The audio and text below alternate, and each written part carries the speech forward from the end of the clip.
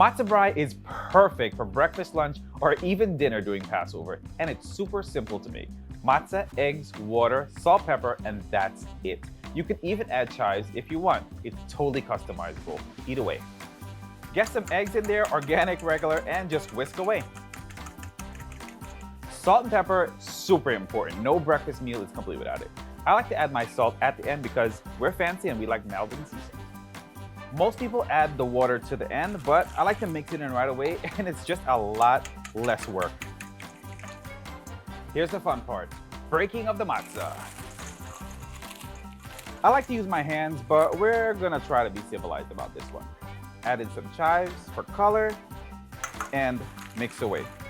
If you feel as if you need to add more water to this to hydrate those matzahs, do so, but you have to let this sit for at least 10 minutes to hydrate all of those matzahs, or else it's really just gonna be a dry breakfast.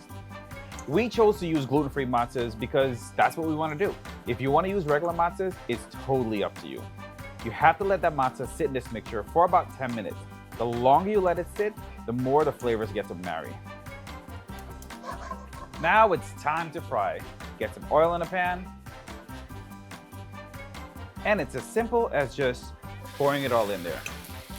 Spread it around so it's nice and even. I like to eat matzo brei even when it's not Passover, and the best thing to serve it with is some high quality maple syrup and your favorite jam. After you flip that matzah, it's super easy. Don't let it fry for too long because then you're gonna start burning stuff. Really simple. It's fried matzah with eggs and chives. You can't go wrong.